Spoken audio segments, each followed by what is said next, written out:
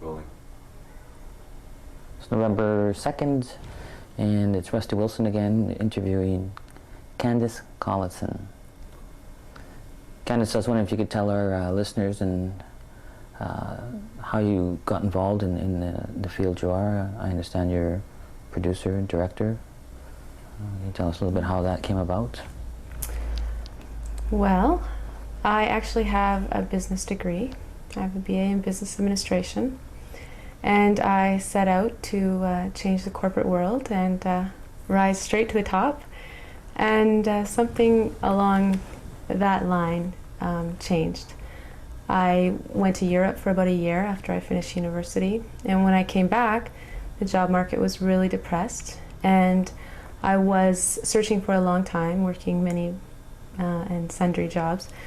But what happened was I was eventually offered 2 jobs.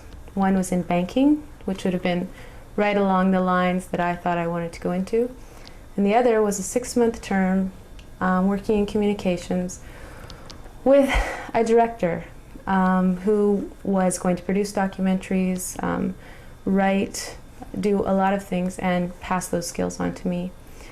And so at that moment, I decided against what I had, originally set my sights on, and went towards, I guess, a more artistic endeavor in the field of writing and production and those things. And once I started in that job, I did a lot of small tasks, and I tried to do them as well as I could. And at the same time, I went back to BCIT, technical school, and went for film and found that I loved it. I found that I loved making things, and that is what drew me to this whole business. Is I like to make things.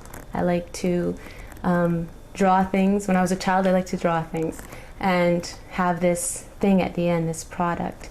And it's the same thing with production. You're making something that's going to matter, that's going to be a record, that's going to last in some form. Can you answer something for me then? How would you view the use of visual or film video as a weapon or as a tool for Aboriginal people? What are your thoughts on that?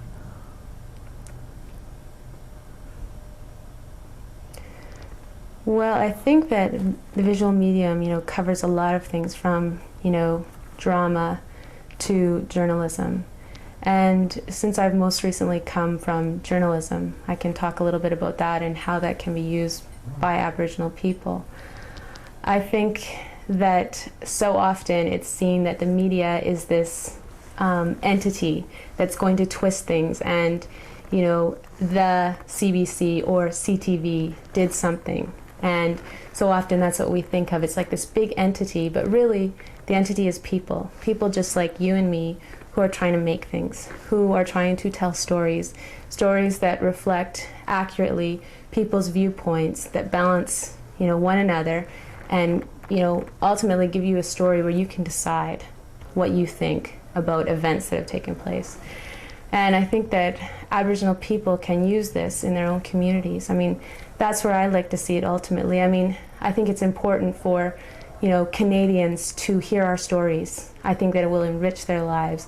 I think that they need to know what's going on in Aboriginal communities, but more than that, I think that at this conference, I feel even stronger about that, because we've heard political, speakers talk about how we can influence politics. And I think the greatest thing we can offer as people who reflect reality, people who try to make things that reflect reality, the greatest thing that we can offer is a gift of accountability for our people.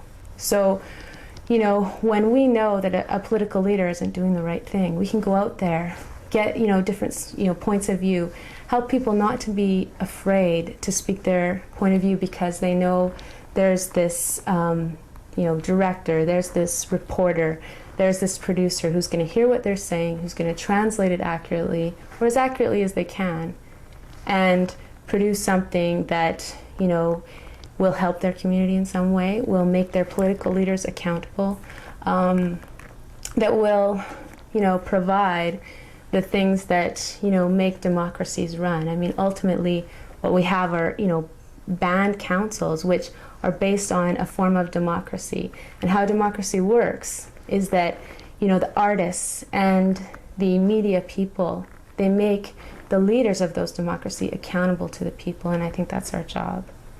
And I think that's our job, whether you're doing it in drama, is to reflect reality, to tell stories, and to make powers that be accountable.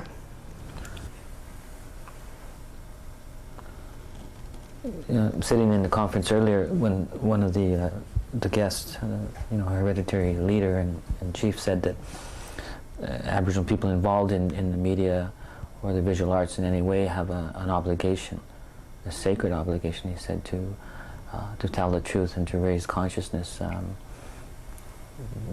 What kind of went through your head when you heard that message? I felt like finally somebody is echoing the thoughts that I've been thinking all along. As far as I think it is our jobs as storytellers to reflect truth in some way. Some people do it through metaphors, more like the dramatic end. Some people do it, you know, reality-based, documentaries, journalism, all those things. But I do think it's not just about telling our stories about sexual abuse, about alcohol abuse. While those stories are really important, it's also, you know, in our quest to become healthy, it's also our responsibility to help that whole path, I guess, move along, right? As storytellers, that's our job, to try and keep things together, to keep our leaders accountable, to you know, tell stories that reflect every facet of our people's lives. Okay. Excuse me. One final question. Earlier you said that your goal was to reach the top of the corporate world, and then you switched careers in a sudden fashion, in a way. What's your goal now in this field?